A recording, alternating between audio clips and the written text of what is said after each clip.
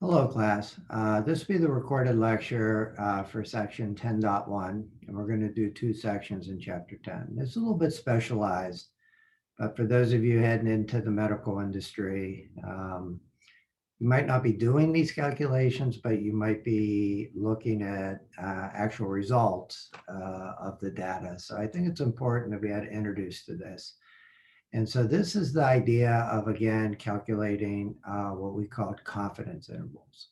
And this is the idea now that we're actually going to look at confidence intervals between two different samples.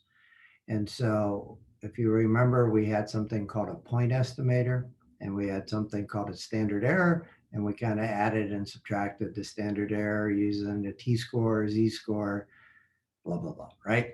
And so it's very similar, except there's a little bit different setup. And there's a couple definitions that are needed beforehand. And so what we're going to do here is, let me pull up the slides here, is look at the difference between something called independent samples and something that will be called paired samples. And the difference between the two is that it's exactly what we were talking about in probability with independence, is that one activity does not affect the results of another activity. And this is a good example here where they were testing a new high blood pressure drug. And so say like you got 100 people in one sample and gave them the old drug. And you put another 100 people in the second sample and you gave them the new one. And then after a certain period of time, you measured their blood pressure. And so that is an independent when you have two different samples running two different experiments. The one experiment isn't going to affect the other one.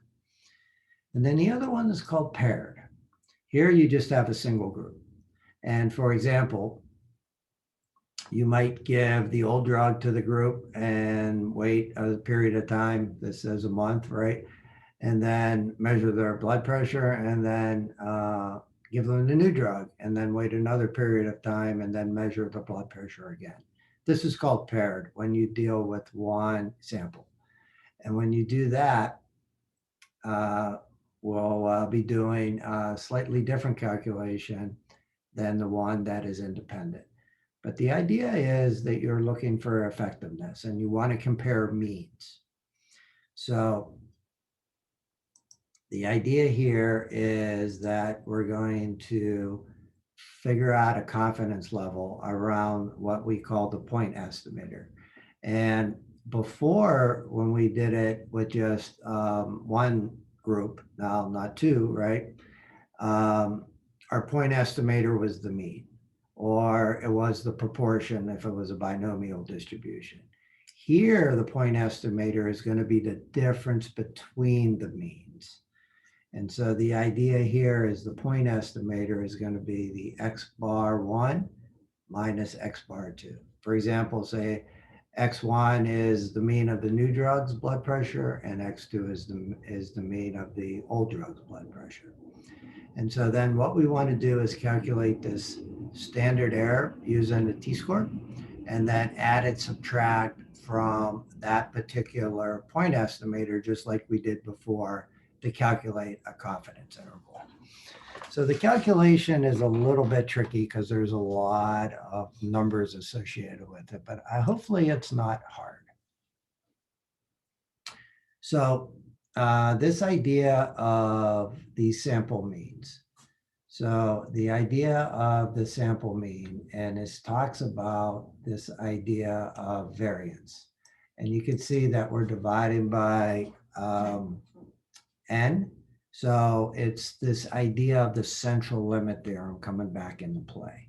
And so just like we did in this, doing in the standard error, we took the square root of the standard deviation divided by n, right? Here, instead of doing that, we're going to take the standard deviations of both of them divided by its associated n's. And these n's don't have to be the same. And that will be our standard error. So the idea of the calculation, you just have some more numbers that you have to deal with. And then when you talk about this at margin of error, remember I called it MO back in chapter 8? Well, our margin of error will be the t-score that we get for our confidence interval times our standard error. And in this case, it's going to be the standard deviations of the two, again, divided by the appropriate number of samples in each one of those. And here's our confidence interval. So there's our point estimator, the mean of the x1 minus the mean of the x2. And here's our margin of error, the MO, right? And I do remember this. This was called Welch's method. I guess is a famous statistician, but he's the one that developed this. And so again, just like in the confidence intervals from chapter 8, when we were just doing the single mean, there are some criteria that you have to deal with. And here are the assumptions. First one, it needs to be random and from both of the populations. The samples are independent of one another. This, we're going to do independence first, then we'll talk about the paired. I think it's the next section. And again, each sample size is large or the population is approximately normal. And again, just like in our other calculations, because we are using this, not the population standard deviation, but the sample standard deviation, we want to use t-scores. But again, if the value of n is large, remember t-scores and z-scores are virtually the same number when n gets very big.